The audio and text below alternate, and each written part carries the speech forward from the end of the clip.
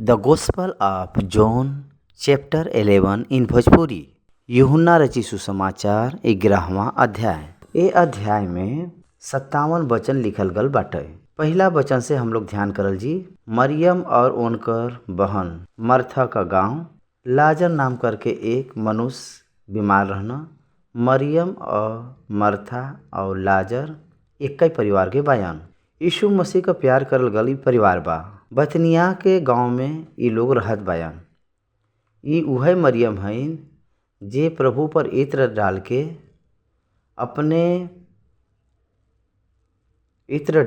अपने बाल से पोछे रहनी। उनकर भाई बीमार बान लाजर। यीशु मसीह के पाँव के इत्र डाल के उनके बाल से अपने बाल से जौन पोछे बाइन उनकर भाई लाजरस भयन। और जे इत्र डाल के जे पोछे बा उनकर नाम बा मरियम।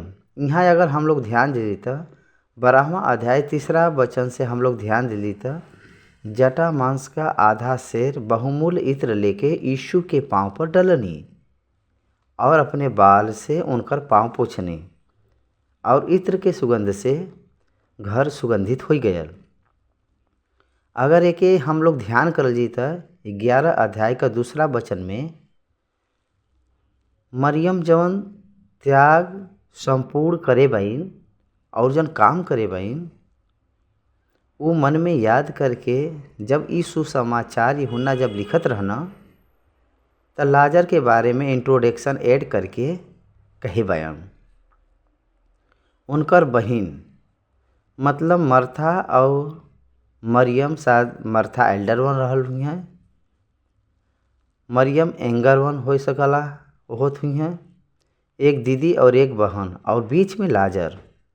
देखा 3 वचन में और उनकर बहन उनकर कहला भेजनी कि हे प्रभु जैसे तू प्रीत रखल वो बीमार बयान।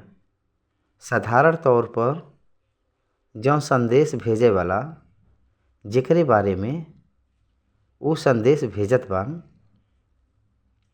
जे वो संदेश के भेजत बाटे वो अपने खुद के बारे में वो परिचय लिखत बान। हमार भाई बीमार पड़ल बान कह के कहल गल बा। हम लोग भी ऐसे ही कही ले जा जैसे हम लोग बात करे ले जा। एक व्यक्ति के बारे में बोलत समय वो व्यक्ति हम लोगन का लगना दूसरा व्यक्ति के बतावना। हमार भाई बीमार पड़ल बान कह के लोग कहना, लेकिन यहाँ पर ऐसा लिखल बाटे के तू प्रीति रखल जैसे हे प्रभु देखा जैसे तू प्रीत रखल वो बीमार बा। ये दोनों बहन लोग बहुत बुद्धिमान लोग बाइन जौने बात से यीशु मसीह के पैर के धोवत बाइन वो बात के बताए बाइन। It is your responsibility to come and heal him. ये आपका जिम्मेदारी बाटे आपके आई के उनके ठीक करे के बाटे। काहे बदे के जैसे आप प्रेम करत बान वो बीमार में पड़ल बयान। काहे आप समझत हन? ई एक ऐसे यीशु मसीह के पास संदेश भेजवाए रहना। 4 वचन में ई सुन के यीशु कहना ये बीमारी मृत्यु का नहीं बल्कि परमेश्वर का महिमा बदे बाटे कि उनके द्वारा परमेश्वर के पुत्र का महिमा हो। परमेश्वर का महिमा और परमेश्वर के पुत्र का महिमा का आप लोग ध्यान देत बाया। ई वचन आल बाटे यहाँ पर। उतना ही न कि ई मृत्यु पर आवल गल बीमारी नहीं बाटे। ई का बात बाटे यीशु मसीह बात के कहत बान भौतिक मृत्यु पावे के जरूरी लाजर के नहीं बाटे। ई मरे बदे नहीं, यहाँ तक के लाजर का मृत्यु बदे ई जौन मौत बाटे ई नहीं आल बाटे। ई जौन बीमारी बाटे उनके बदे नहीं आल बाटे मृत्यु बदे। लाजर के ए धरती में से निकाल देवई बदे ई बीमारी नहीं आल बा। ई महिमा बदे बीमारी आल बाटे। ई कहत बान प्रभु तब बताए बान के वो जिंदा ही रही हैं। देखा हम लोग भी बहुत सारा समस्या आवाला। यूहन्ना रची सुसमाचार 9 अध्याय में जन्म से एक व्यक्ति अंधा बाटे। ई जन्म से अंधा होए के कारण का इनकर पाप बाटे या इनके पिताजी के कारण ई पाप आयल बाटे इनके जीवन में। तब प्रभु कहे बान परमेश्वर का काम इनके होए बदे भइल बाटे। ई जन्म से अंधा बयान न के इनके न तो इनकर माता पिता की वजह से न तो इनके वजह से। यूहन्ना रची सुसमाचार 9 अध्याय के 3 वचन में लिखल गल बा, यीशु उत्तर देना न तो ई पाप कही न इनकर माता पिता, लेकिन ई ए बदे भयल बाटे के परमेश्वर का काम उम्मीन प्रकट होए। तो यहाँ का कहत बान लाजर के बारे में 11 अध्याय, लेकिन परमेश्वर का महिमा बदे बाटे कि उनके द्वारा परमेश्वर के पुत्र का महिमा होए। ये प्रकार से कहे बयान ये बदे आपन समस्या, आपन बीमारी, अपने परिवार का समस्या परमेश्वर के महिमा बदे आवला। परमेश्वर के पुत्र का महिमा होए बदे आई। परमेश्वर ही वो के इकट्ठा कह के अनुग्रह करना कह के हम लोगों के पहचाने के बाटे। हम एक बार टिकटॉक वीडियो देखे रही, एक छोटा सा बच्चा, वो छोटा सा बाबू एक प्रमुख एंकर से कहत बयान, का आप जानत बया हम काहे बदे व्हील चेयर में बाई। हमार व्हील चेयर में रहे के कारण ई बाटे के एक पसली हमार टूटल बा।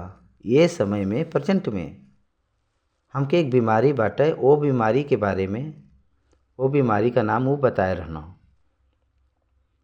वो बीमारी का गुण ई बाटे के हमेशा हड्डी टूटत रहला, हड्डी में दम नहीं रहला, वो एक आटा के जैसे टूटत रहला। अभी तक 125 बार हमार हड्डी टूटिल बाटे। अभी भी एक हड्डी जौन टूटल बाटे तब पर भी हम आल बाई काहे बदे के ए दुनिया के इंस्पायर करे बदे। वो छोटा सा लड़का जौन कहे रहना वो बात, he came to inspire the world in the situation. वो घटना सारा लोगन के जैसे सोचे बदे डाले रहना। ई बात के भी आपके ध्यान देवे के बाटे।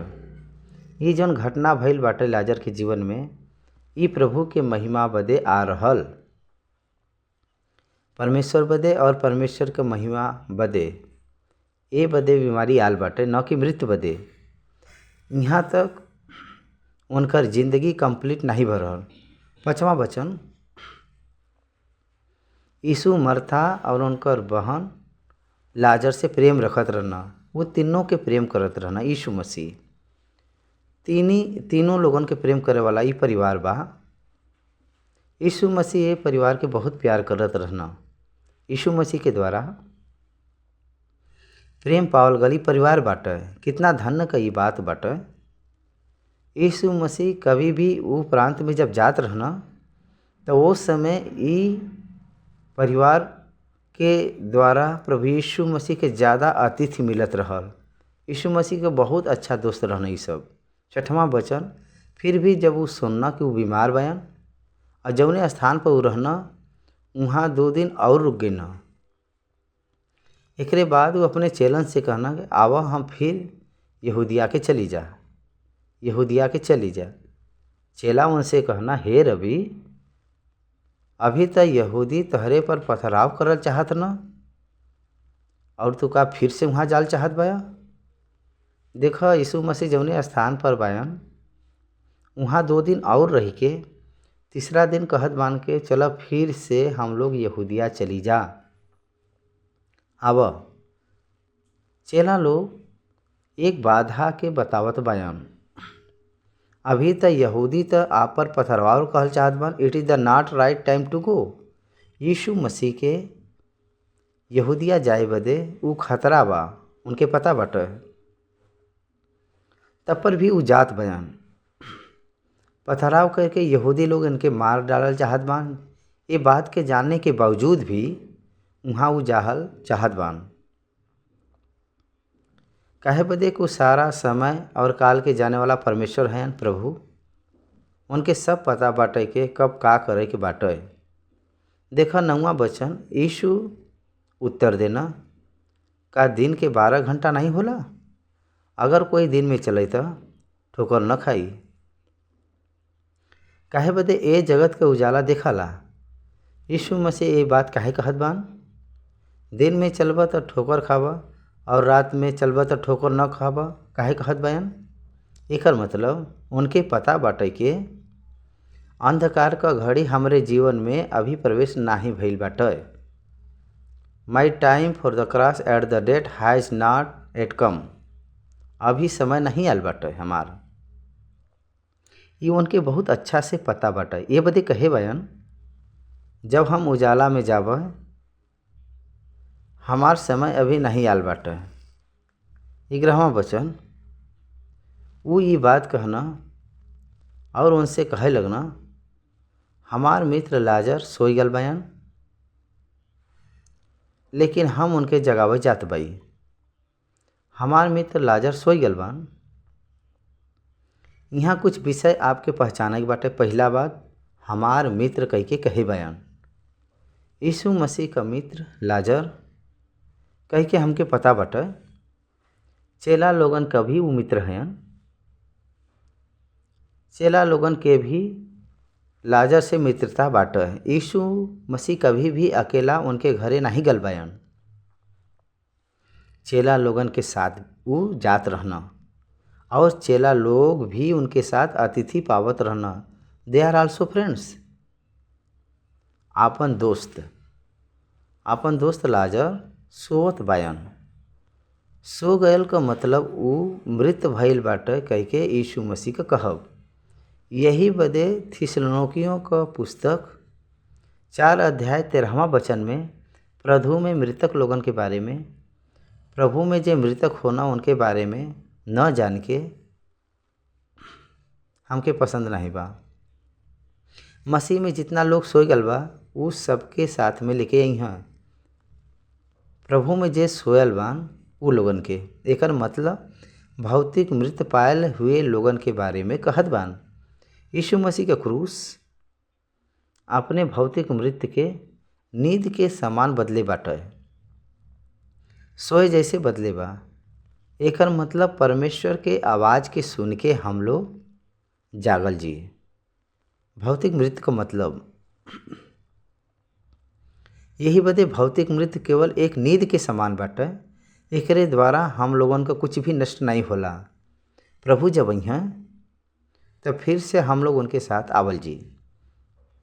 चेला लोग, हे प्रभु, अगर वो सोई गल बयान तो स्वस्थ हो जी हैं कह के कहे बान।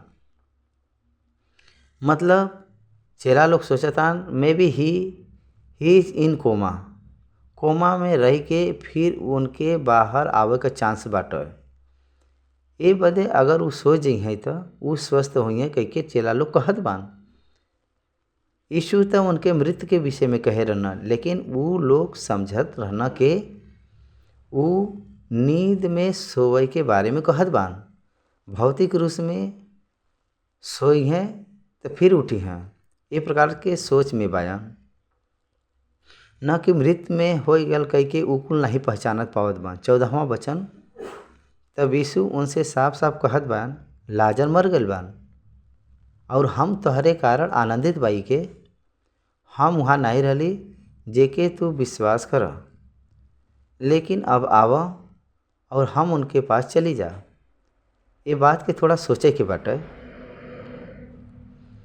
अगर यीशु मसीह बैतनिया में रहे तब पर भी वो लाजर मर सकन। काहे बदे के परमेश्वर का महिमा पावे के बाटे और परमेश्वर के पुत्र का भी महिमा होए के बाटे। उनके मरे के बाटे और दफनावे के बाटे, कब्र में रखे के बाटे और 3 दिन होए के बाटे, फिर वो जी उठे के बाटे, मतलब जिलावे के बाद। काहे बदे यीशु मसीह 3 दिन देर करे बान? अगर आप ध्यान करबो तो यीशु मसीह वहाँ काहे देर करे बायन? ये प्रश्न का उत्तर 2 उत्तर हमके मिलत बाटे। पहला उत्तर लाजर का घर वाला, दूसरा यीशु मसीह के साथ जो चेला बयान उ लोग। उनके साथ जौन चेला लोग ऐसा कह सकन के यीशु मसीह वहाँ रहे तब पर भी उ मर गल बा लाजर, कही के अविश्वास में जाए क परिस्थिति बाटे। वैसे ही लाजर का परिवार भी यीशु मसीह कुछ नहीं कह पाओ न, ये बदे लाजर का मृत्यु हो गल।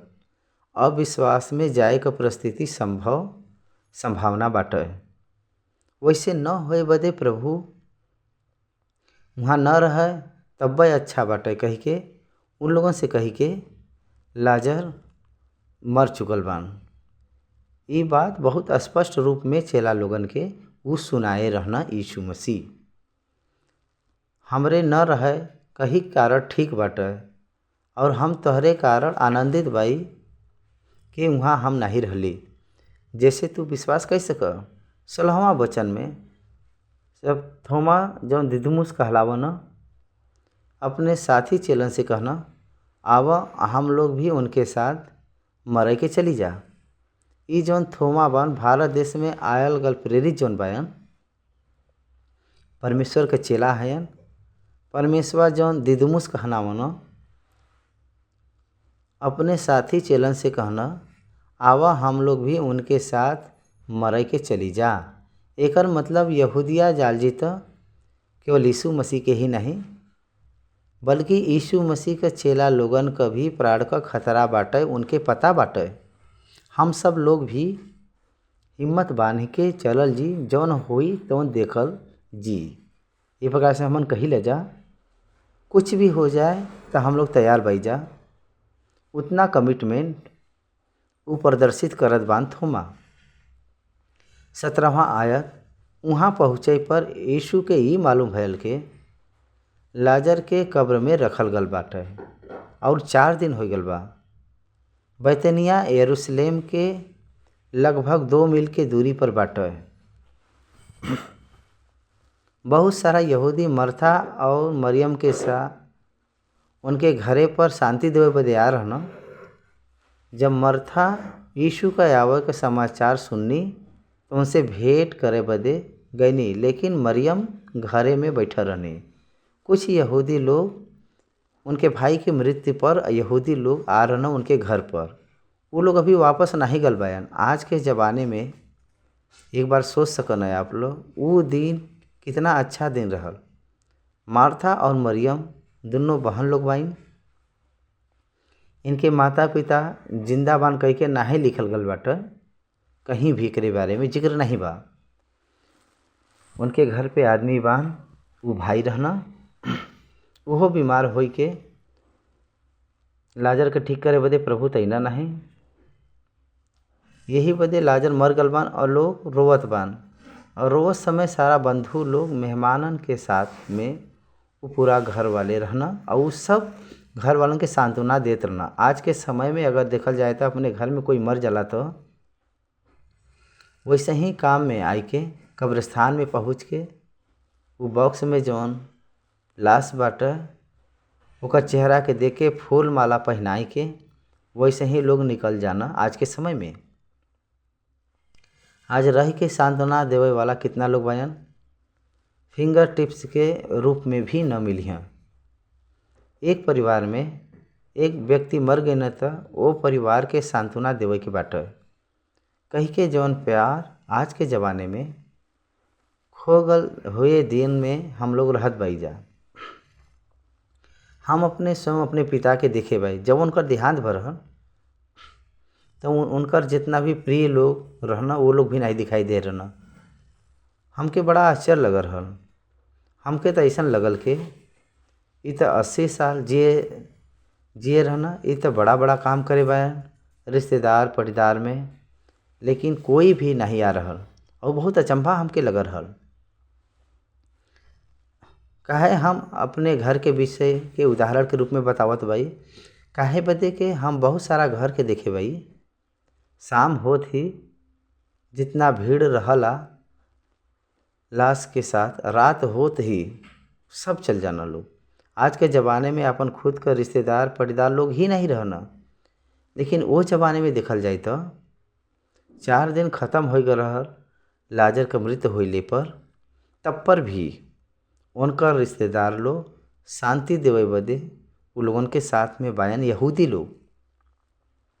यहाँ एक और बात बाटे, अगर वो परिवार के शांति देवे बदे आज के ज़माने में अगर रही हैं तो वो जौन मरल बा परिवार में से कोई लोग ऐसा भी सोचे वाला आज के ज़माने में बायन के ई व्यक्ति ई बंदा यही ठिना काहे रह गए ना।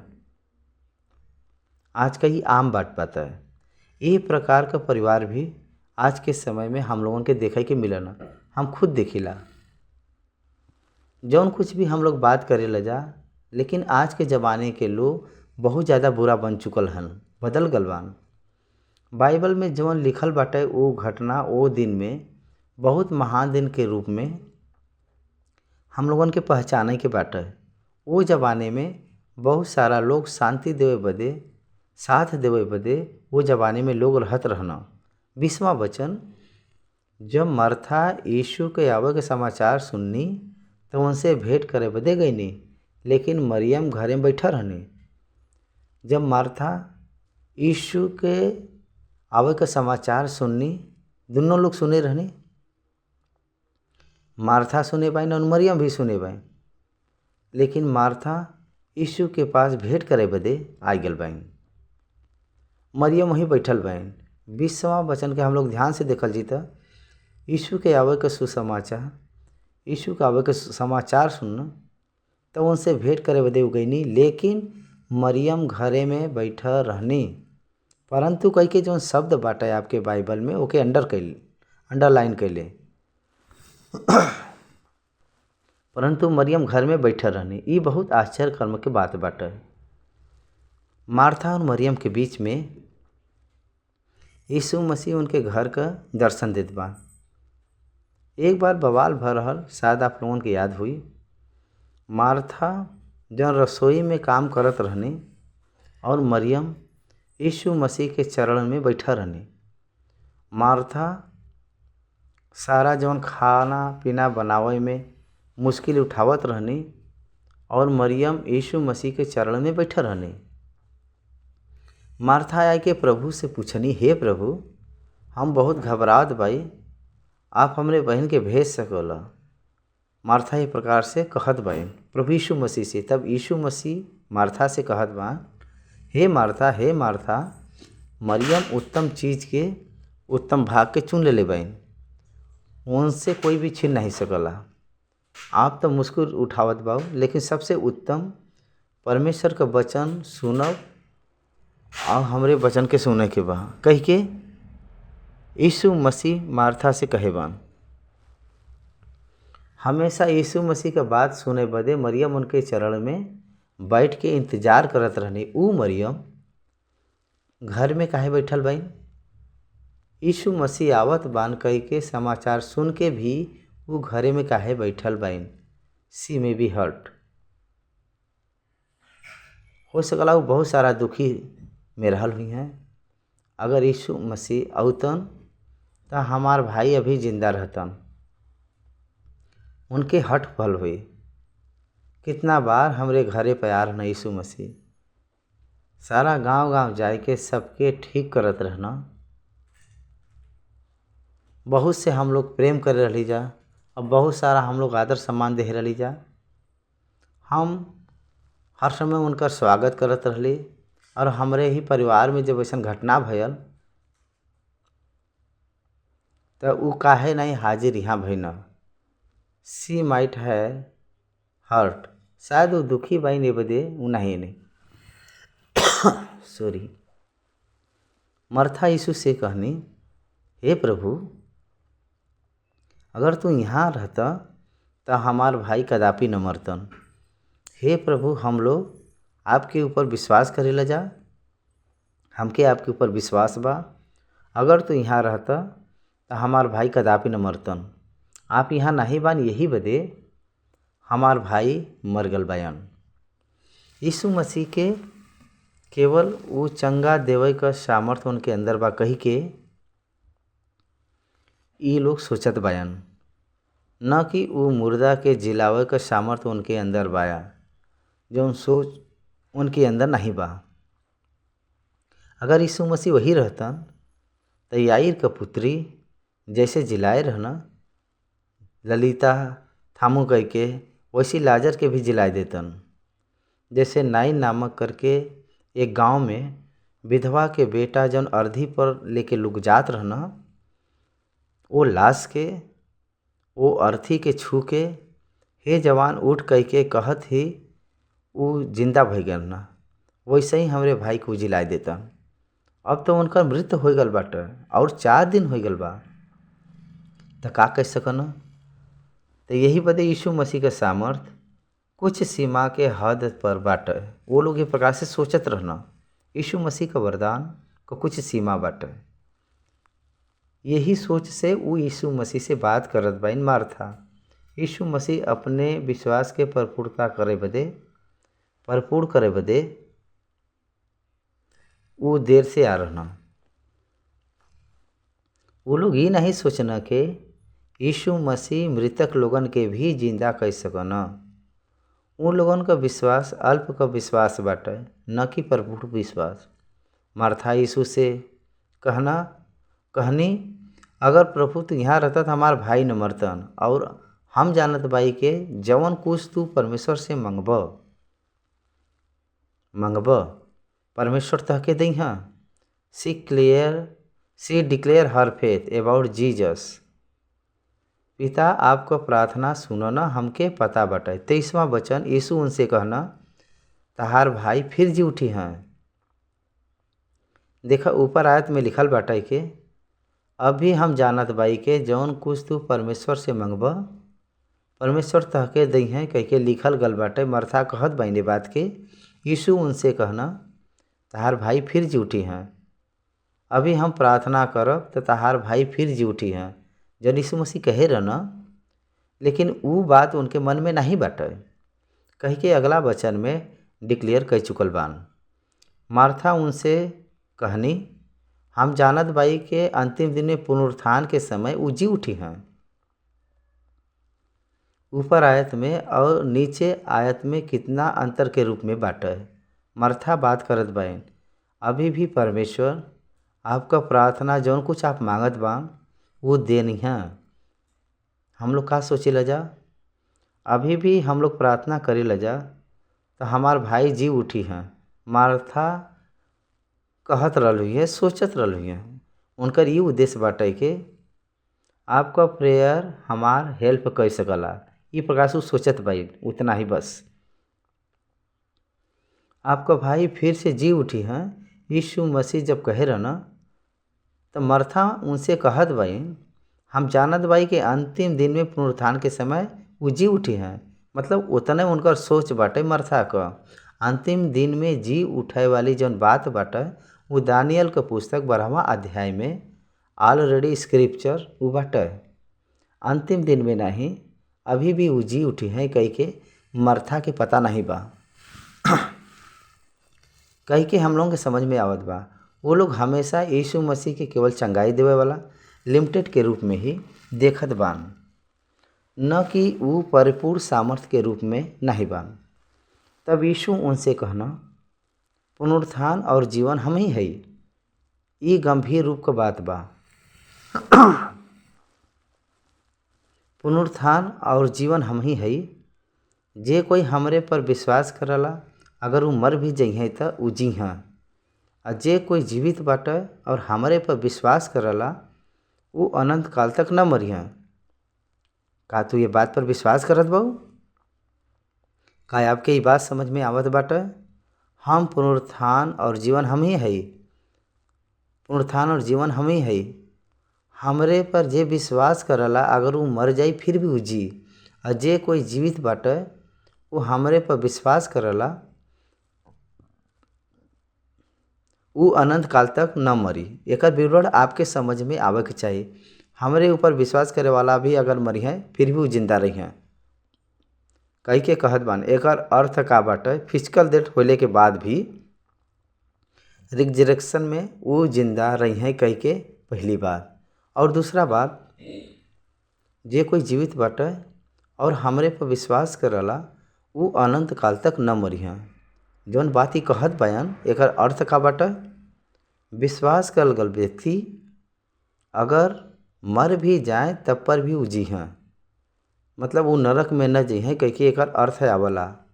यह ओकर अर्थ बाटे।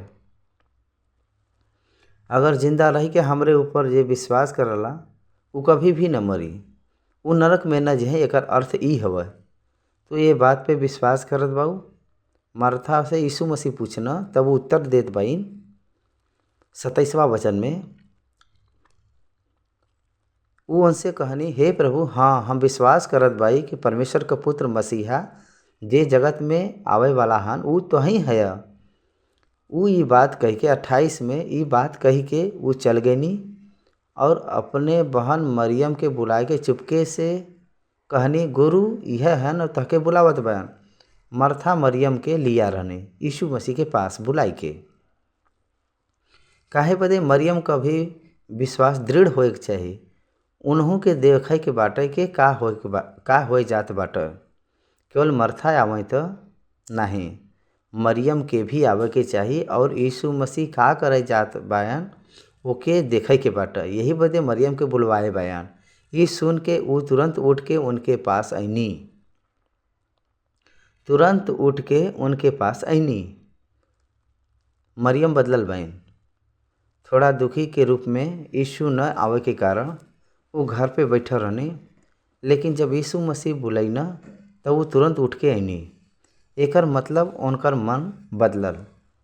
30वां वचन, यीशु अभी गाय में नहीं पहुँचा रहना, लेकिन वही स्थान में रहना जहाँ मार्था उनसे भेंट करे रहने। तब जवन यहूदी उनके साथ घरे में रहना और उनके शांति देत रहना, ये देख के मरियम तुरंत उठ के बाहर गल बाइन। ये समझना कि वो कब्र पे रोए बदे जात बाइन। तो उनके पीछे सब लोग हो ले चुपके से मार्था मरियम के बुलाए बाइन।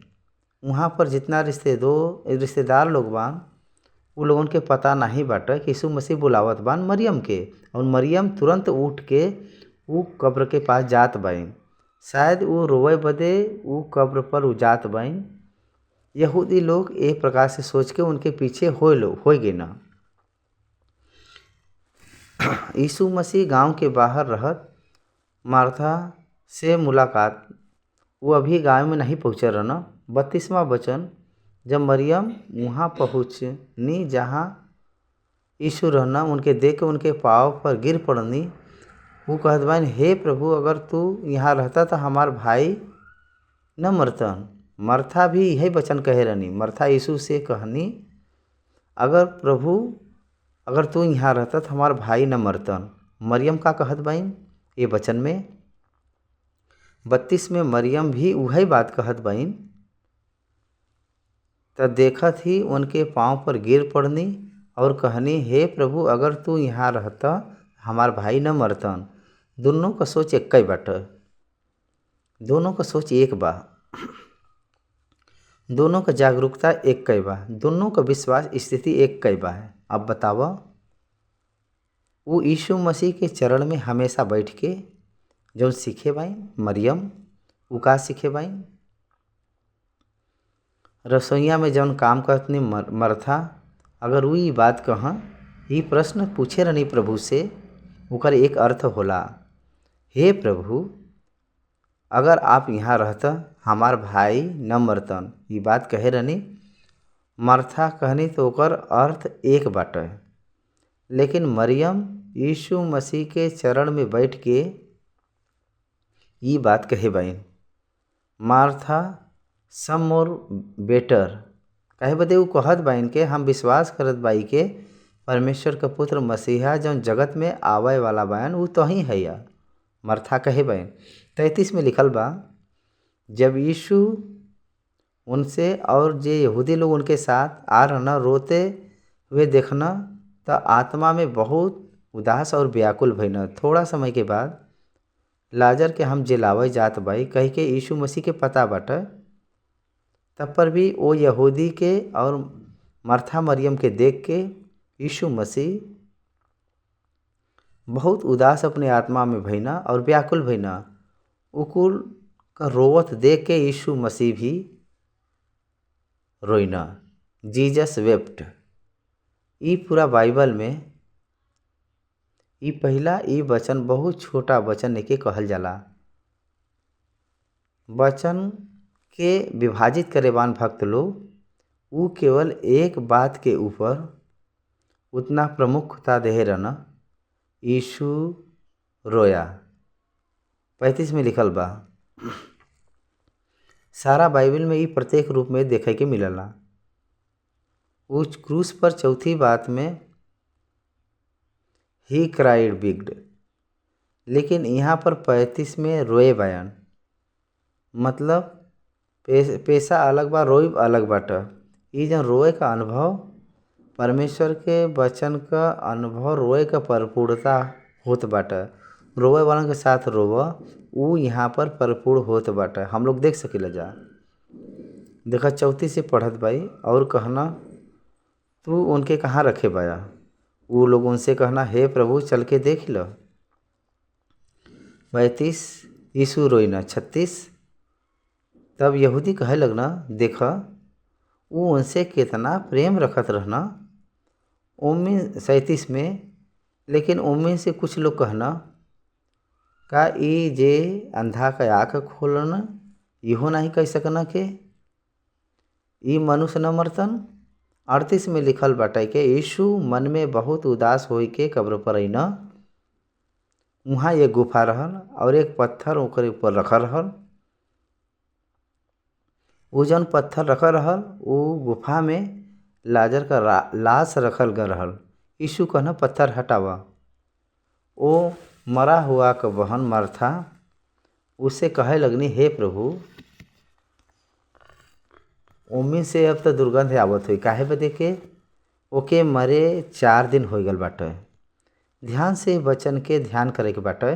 यहाँ पर जन वचन में मार्था के अविश्वास के दिखावत बा।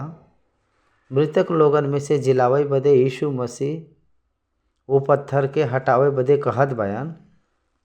तब मार्था कहत बाइन, मार्था के अंदर विश्वास नहीं रहल। मार्था कहत बाइन नहीं प्रभु अभी मरे हुए उनके 4 दिन भइल बाटे त दुर्गंध आवत बा उनमें से। यीशु मसीह उनके तुरंत सुधारे बयान। यीशु उनसे कहना 40वां वचन में का हम तहसे नहीं कहली के अगर तू विश्वास करबू तब परमेश्वर के महिमा के देखबू। यीशु मार्था से कहना का हम तहसे नहीं कह रही के अगर तू विश्वास करबू तब परमेश्वर के महिमा के देखबू। अपन सोच अपने अंदर रहला। परमेश्वर के इच्छा हम लोगन के पहचाने के बाटे। अपन रीजन अपने पास रहला। वो करेक्ट होए का काम नहीं बा। अगर तू विश्वास करबू तब परमेश्वर की महिमा के देखबू। 41 वचन तब वो लोग उन पत्थर के हटाइना। यीशु आँख उठाई के कहना दुआ करत रहना हे पिता हम तहार धन्यवाद करत बाई के तू हमार सुन ले बाया। विश्वास का मतलब का बाटे अनदेखी वस्तु को प्रमाण, आशा का निश्चय। मृतक में से लाजर जिंदा हुई है कही के जौन आगे होए वाला यीशु मसीह जौन मांगत बान वो मिलल बा कही के विश्वास करत पहले ही वो धन्यवाद का भेंट चढ़ावत बायन। अभी भी लाजर जी के नहीं उठल बान। उससे पहले ही लाजर मृतक में से जी उठे के बाटे जौन प्रार्थना उनके करे से पहले ही धन्यवाद का भेंट चढ़ावत बायन। हे प्रभु हम तहार धन्यवाद करत बाई के तू हमार सुन ले बाया कही के हम धन्यवाद करत बाई। हम जानत बाई के तू सदा हमार सुनल। कब कहे बान अभी पूछे भी नहीं बायन, लेकिन उनके अंदरोड़ी में दुआ पिता के पास पहुँचल बाटे।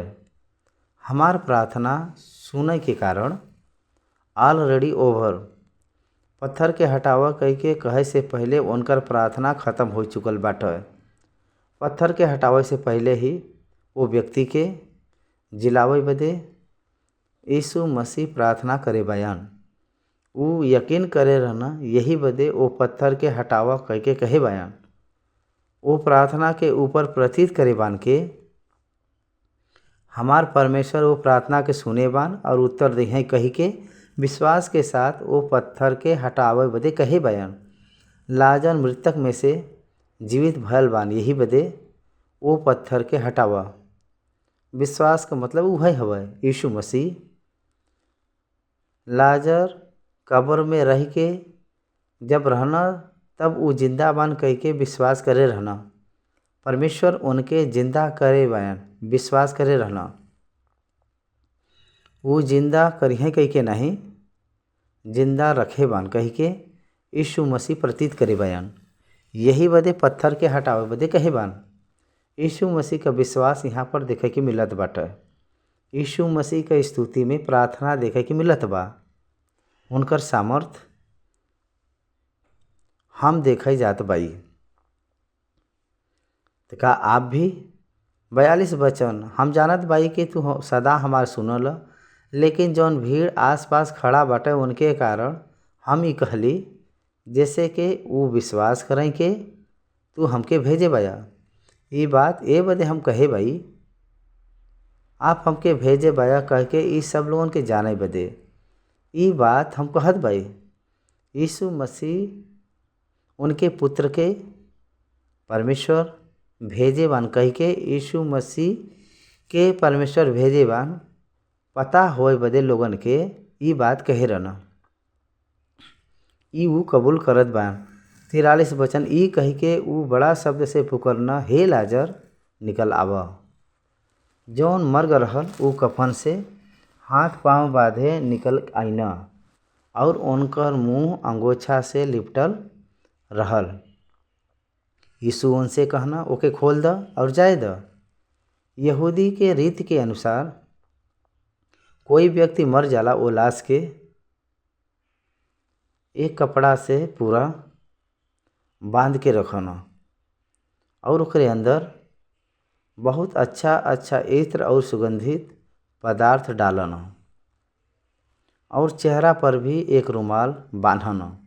एकर मतलब अपन जौन मुँह बा ओके अलग कह के ढापे बदे। ऐसे बांधे बद से मुँह न खुली तो लूजिंग न हुई, मुँह बंद रही। कोई प्रकार से अंदर का खून या किसी प्रकार का चीज़ अंदर से बाहर नहीं आ सकला। यीशु मसीह प्रभु का बात लाजर सुने बयान। अब बतावा अंदर वो सोवत बयान, वो विश्राम में बान कह के जौन कहत बान ओकर अर्थ यही बाटे।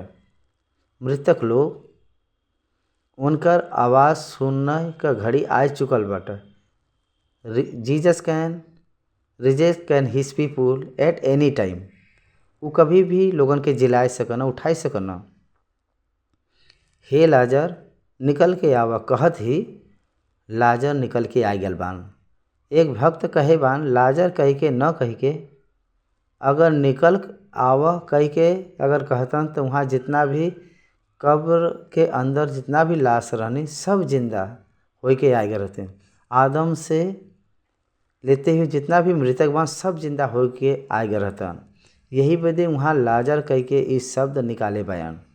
तो यही बदे यीशु मसीह केवल लाजर के बुलाए रहना, लाजर निकल आवा कह के। यीशु मसीह मृतक में से जीवित करे वाला परमेश्वर हैं। रोमियो को पत्री 4 अध्याय और 17 आयत में मृतक लोगन के जीवित करे के विषय में वो यकीन करे बान, प्रतीत करे बान। अब्राहम के अंदर जब मृतक का कण फिर से जीवन के पाई के गर्भ धारण होए बदे सामर्थी बा कही के अब्राहम प्रतीत करे बान। दैट इज द फेथ of the resurrection. Abraham experience करे रहना रिजरेक्शन का।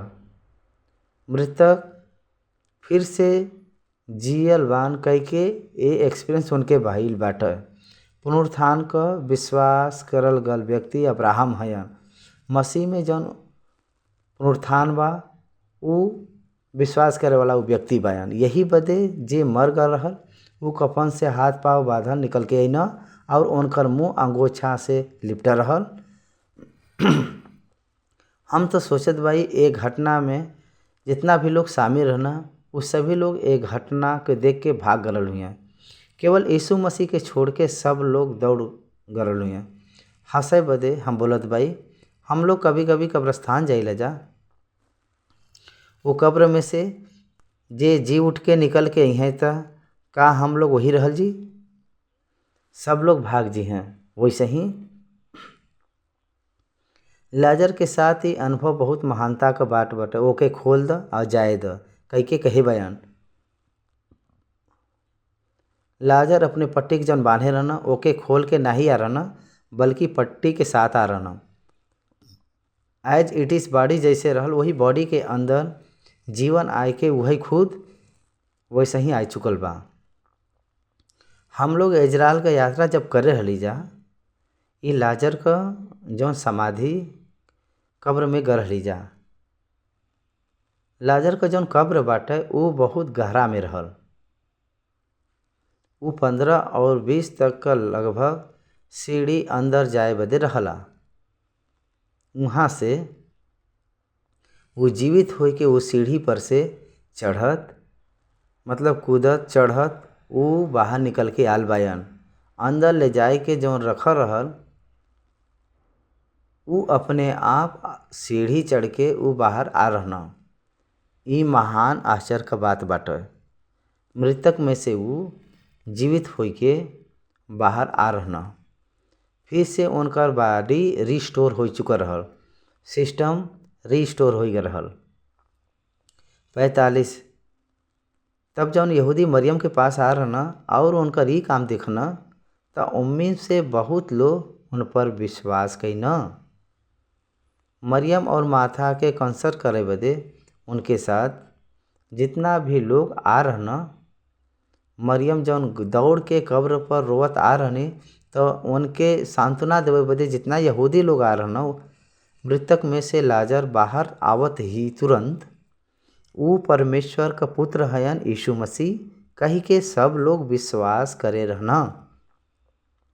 परमेश्वर का पुत्र का मतलब परमेश्वर ही हयन, परमेश्वर का प्रत्यक्षता उम्मीन बाटे कह के वो लोग विश्वास करे रहना।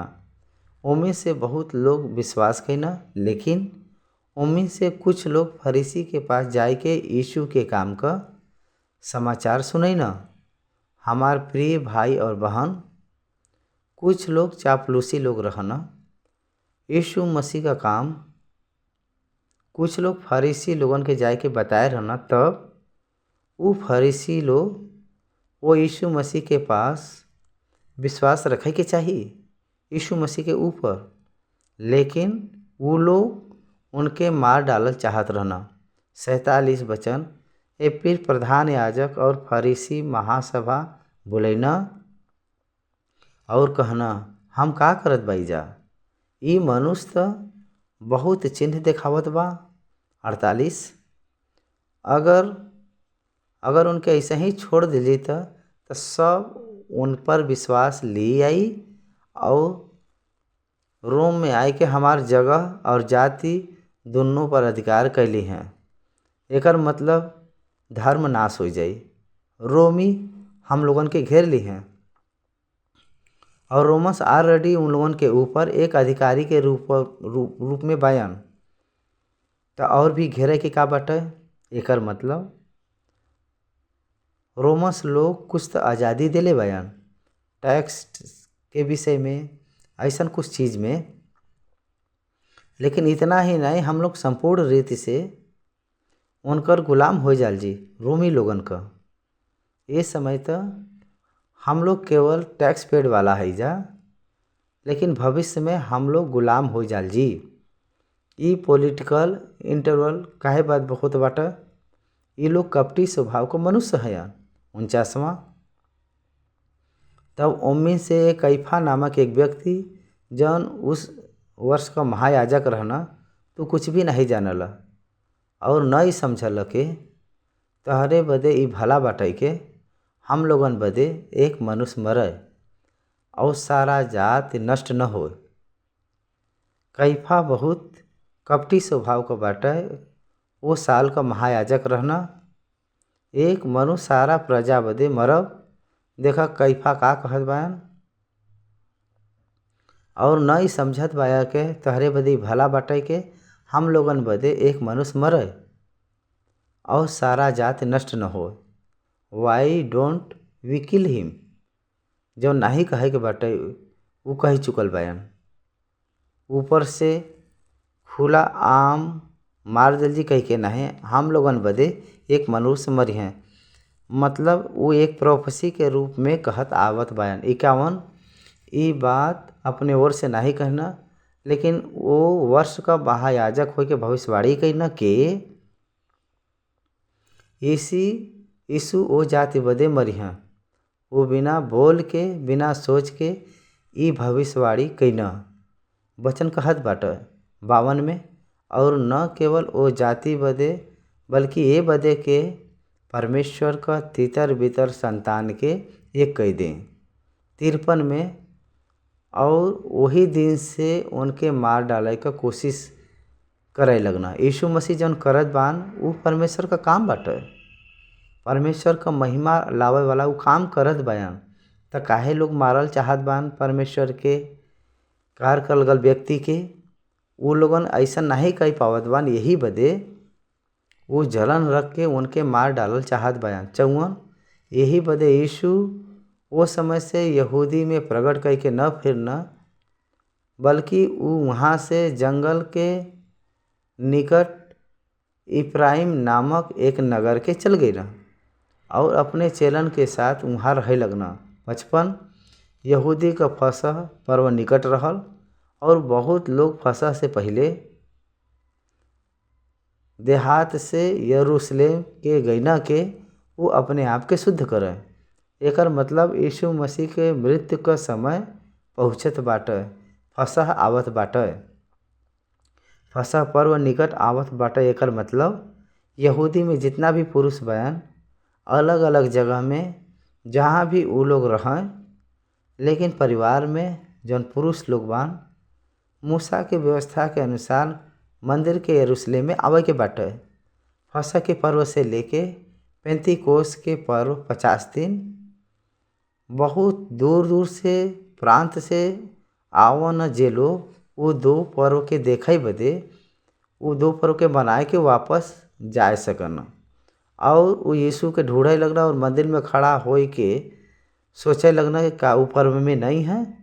प्रधान याजक और फरीसी ये आदेश दे रखना के अगर कोई ये जाने के यीशु कहाँ बयान तब बतावें, ताकि वो उनके पकड़ सकें। यीशु मसीह एप्राम के गांव में बयान, जौन जंगल के निकट वर्ती प्रदेश के एप्राम नामक एक नगर में चल गल बान। वहाँ वो चेलन के साथ में रहत बान। तो ये लोगन के समझ में नहीं आवत बान कुन कहाँ बयान पर्व के हैं कि नहीं है कह के एक शंका बाटे। उन लोगन के एक आज्ञा के पेश करे बान, वो जहाँ भी रही हैं उनके पकड़ के लिया वा, पकड़ के दे द कह के एक आज्ञा दिले बान। एक धर्म वो लोग धर्म के गुरु लोग पेश करे रहना। यीशु मसीह का सारा आचार काम परमेश्वर के संबंधित काम बाटे, वो लोगन के पता बाटे। वो लोग नहीं कह पावत बान वो के यीशु मसीह करत बयान। जलन से वो लोग उनके मार डालल चाहत बयान। ये हम लोगन के 11वां अध्याय में जब पढ़ल जीता पूरा उनका जलन स्वभाव यीशु मसीह के हत्या के लिखे का कारण भइल बाटे। हम लोग जान सकीला जा 11वां अध्याय यहाँ पर 11वां अध्याय के ख़त्म करे बाई हम। धन्यवाद। John chapter 11 completed. Thank you.